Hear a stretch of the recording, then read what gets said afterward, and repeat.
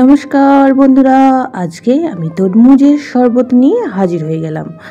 আর তরমুজের শরবত সবাই বানাতে পারেন, আমি কিভাবে বানালাম সেটাই আজকে শেয়ার করব। তার জন্য এখানে তরমুজ নিয়ে নিয়েছি, এখানে অর্ধেকটা পরিমাণ তরমুজ নিয়ে নিয়েছি। আর এখান থেকে আমি কিছুটা পরিমাণ তরমুজ কেটে ছোট ছোট পিস করে নেব। দেখুন ছোট ছোট পিস করে নিয়েছি। আর এখানে ওপর থেকে যতটা বীজ বের করে ফেলে দেওয়ার আমি বীজগুলি বের করে ফেলে দিয়েছি। এবার নিয়ে নেব একটি মিক্সিং বোল, আর মিক্সিং বোলের মধ্যে তরমুজের টুকরোগুলি দিয়ে দেব। তার সাথে আরও কিছু উপকরণ আমি দিয়ে দেব। প্রথমেই দিয়ে দিচ্ছি তরমুজের টুকরোগুলি। আর তরমুজের টুকরোগুলি ছোট করে কেটেছি, তাতে করে বীজগুলি কিন্তু খুব সহজেই বেরিয়ে আসে। আর বীজ সমেত কিন্তু শরবতটা বানালে পরে কিন্তু ছেঁকে নিতে হবে। আমি এখানে কিন্তু অনেকটাই বীজ প্রথমে ফেলে দিয়েছি, আরও যেগুলো সামনে দেখতে পাচ্ছি সেগুলো কিন্তু ফেলে দিচ্ছি। তারপরেই এখানে দিয়ে দিচ্ছি 3 চামচ মতো চিনি। যেহেতু তরমুজটা খুবই মিষ্টি ছিল, তার জন্য চিনির পরিমাণটা এখানে কম ব্যবহার করছি। আর আমি এই শরবতটা 3 গ্লাস পরিমাণ বানাবো, সেই পরিমাণ বুঝে সমস্ত উপকরণ কিন্তু এখানে নিয়ে নিয়েছি। দিয়ে দিলাম স্বাদ অনুযায়ী লবণ, আর তার সাথে দিয়ে দিচ্ছি বিট নুন খুব সামান্য পরিমাণ। আর কিছুটা পরিমাণ আমি পুদিনা পাতা এখানে ব্যবহার করব। আপনারা পুদিনা পাতা পছন্দ না করলে কিন্তু পুদিনা পাতাটা স্কিপ করতে পারেন। আমি কিন্তু বেশ কিছুটা পরিমাণ এখানে পুদিনা পাতাটা দিয়ে দিয়েছিলাম, কারণ যে কোনো শরবতে পুদিনা পাতার ফ্লেভারটা আমার বেশ ভালো লাগে। ওপর থেকে দিয়ে দেব 3 টুকরো আইস কিউব, আর তার সাথে দিয়ে দেব অর্ধেক গন্ধরাজ লেবুর রস। তারপরে কিন্তু একটা মিহি পেস্ট রেডি করে নেব। আমার কাছে গন্ধরাজ লেবু ছিল, তার জন্য আমি গন্ধরাজ লেবুর রসটা এখানে ব্যবহার করছি। আপনারা কিন্তু পাতিলেবুর রসও ব্যবহার করতে পারেন।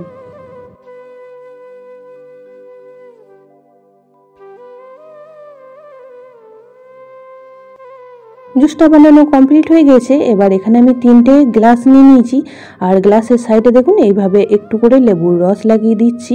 3টে গ্লাসের মধ্যেই এইভাবে কিন্তু লেবুর রস লাগিয়ে আমি সুগার পাউডারের মধ্যে একটু গ্লাসটা ঘুরিয়ে নেব।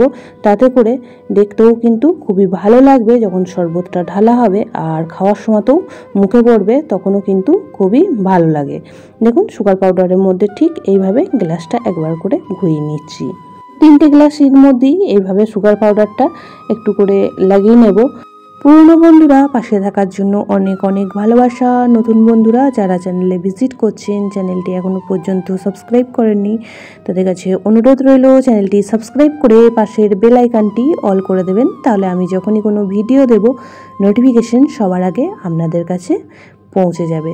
দেখুন 3টে গ্লাসের মধ্যেই খুব সুন্দর করে সুগার পাউডারটা লাগিয়ে নিয়েছি। দেখতেও কিন্তু খুবই ভালো লাগছে। এটা কিন্তু সম্পূর্ণ অপশনাল, আপনারা চাইলে কিন্তু নাই করতে পারেন। আর সাইডে সাইডে একটু করে মধু দিয়ে দিচ্ছি, এটাও কিন্তু ডেকোরেশনের জন্যই আমি দিচ্ছি, যাতে দেখতে ভালো লাগে।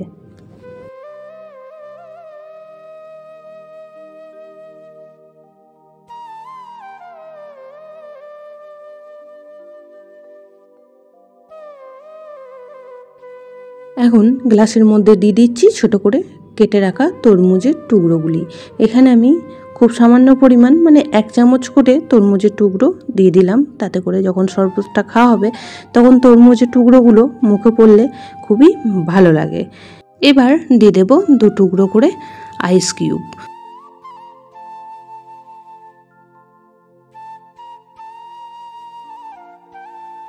একদমই রেডি হয়ে গেল most healthy and tasty watermelon juice. এই গরমে খুবই উপকারী একটি ড্রিঙ্কস, সবাই বানাতে পারেন। আমি কিভাবে বানালাম সেটাই আজকে শেয়ার করলাম।